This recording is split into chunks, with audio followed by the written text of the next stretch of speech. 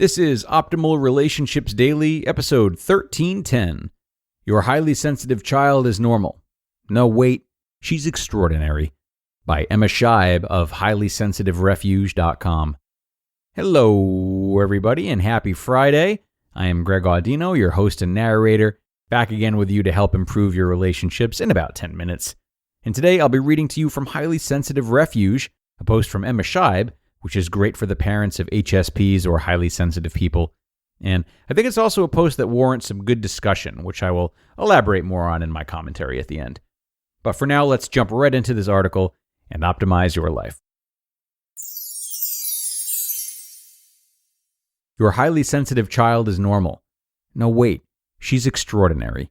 By Emma Scheib of HighlySensitiveRefuge.com. Mom, my pajamas are uncomfortable. I can't sleep. This was the third time my 9-year-old had been back out of bed. Mom, the television is too loud. I can't sleep, was her earlier complaint. Mom, tell her to be quiet. She pleads with me about her 4-year-old sister who's throwing a tantrum. She is wild. She's beautiful. She's sensitive. She's my daughter. And I've only just realized that she's exactly like me, a highly sensitive person. Because I'm an HSP, you'd logically assume that I'm in tune with my family, their emotions, and their personalities. And many times I am. I often feel other people's emotions, particularly those of the young and vulnerable. But I'm ashamed to say it took me quite a long time to realize that my daughter is also highly sensitive. How to recognize a highly sensitive child. Dr. Elaine Aron, author of the book The Highly Sensitive Person, explains the HSP like this. You easily get overwhelmed by sensory stimuli like bright lights, loud noises, coarse fabrics, or strong smells. You have a rich and complex inner life. You've been referred to as sensitive or even shy. You arrange your life to avoid upsetting or overwhelming situations. These traits are the same in children and adults, although they're often harder to spot in kids because all children get overwhelmed at times. It's the other traits, especially how much effort a child puts into avoiding stimuli or upsetting situations, that are key to spotting a sensitive child. But here's the most important thing Aron writes about HSPs. High sensitivity occurs in about 20% of the population, making it a perfectly normal personality trait. Let me repeat that. Being a highly sensitive person is completely normal. Not all HSP children are shy or quiet. Despite my emphatic belief that we HSPs are normal, I do like to refer to our sensitivities as quirks. This is because as HSPs, we're all unique. Sure, there are common characteristics, as with any personality, but we each have our own flavor, our own HSP quirks. Like any other HSP, my daughter and I don't tick all the boxes on the HSP checklist.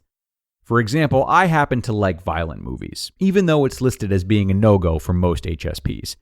But both my daughter and I are particularly sensitive to textures. The pajama problem isn't just hers.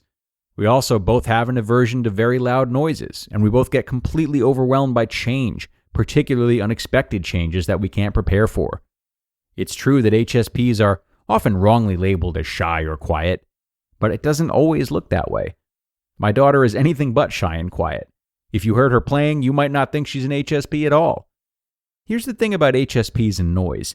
It's often the unpredictable noises that are the most difficult. It's the loud siren, the screaming sibling, the neighbor's dogs. If it's her noise, it's a different story. Highly sensitive children need routines to thrive. I'll be honest, before I realized that my daughter is an HSP, her quirks annoyed me. She often needs to have everything just right. It's not that she's a neat freak, but rather that there are a set of rules that need to be adhered to for things to be okay for her.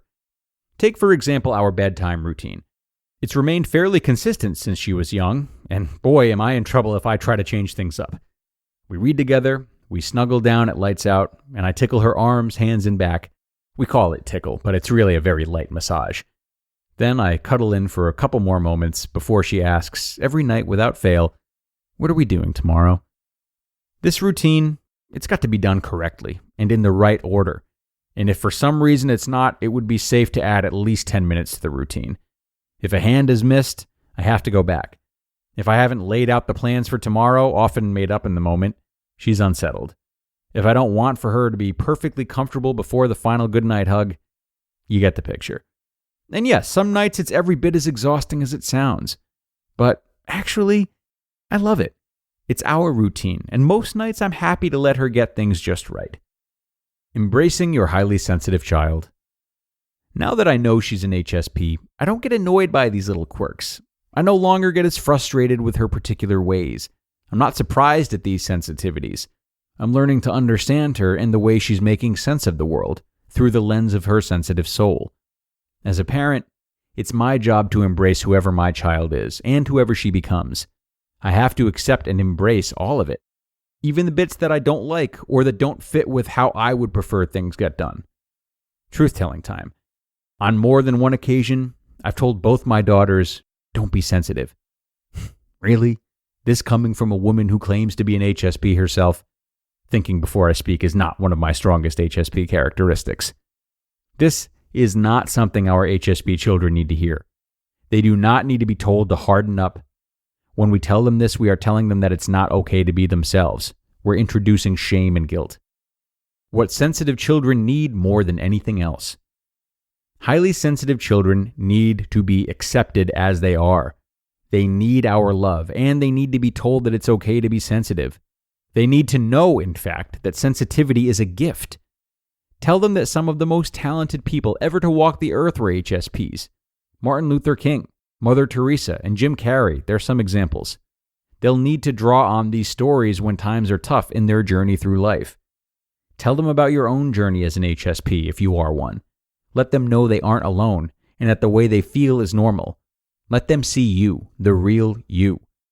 Tell them that it's okay to need quiet or to not like the way their pajamas feel against their skin. Help them find solutions for their sensitivities, but ensure they know that they aren't a problem. But most of all, tell them that they're extraordinary.